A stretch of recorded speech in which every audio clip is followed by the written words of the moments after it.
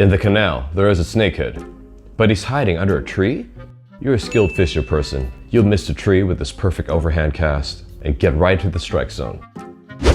Uh-oh, your optimism is gone. There's nothing from here except for disappointment. You failed to miss the tree, and now your time will be wasted cutting your line and retying everything. So, don't do the overhand cast in this situation. There is a smarter way to do this. Cast lower, along the water line, and then with a good skip cast, you will find your lure perfectly in the strike zone, far from the branches. Sawadee krap and welcome back to the Bangkok Hooker Fishing Channel. I'm Oz Bangkok Hooker, and today I'm going to make that skipping tutorial video that I promised in the last video. First up, the most important thing you need is to get the right lure to do this with. I can't stress this enough. You can't do this with a lure that's going to snag on the water and not be able to skip. You want a nice smooth lure, preferably a soft plastic lure with not too many hooks sticking out of it. So in this video, I'm using a Caesar 10 with the hook right inside it. So in this case, I'm using a 3/0 Texas rig J hook. So that allows it for the hook to be hidden inside the frog for max skipping. The dudes I went fishing with, they even cut off the legs of the frogs to skip even further. And once it got in, it gave it a twitching action, kind of like a jerkbait, which triggered the bites a lot more than the regular Caesars with the legs still attached. The next step is to set up your reel.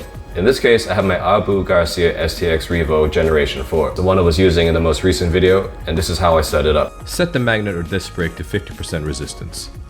Adjust the spool control until the tension of the spool is just enough so that when you free spool and allow for the lure to drop onto the ground, there is no bird's nest. Just don't make it too tight or you can't cast. The next important thing is learning how to cast. To do a skip cast, you want to keep your lure as close to the water as possible when you cast, and then when you do, keep it as parallel to the water as possible as to not break the water tension, because if you do, then the lure just goes right under into the water. So if you hit it at just the right angle, it will skip every time. The next thing is, you can't just skip with a regular cast. Sometimes you find yourself in a position where you can't just do a full swing cast. This is where the roll cast comes in really handy.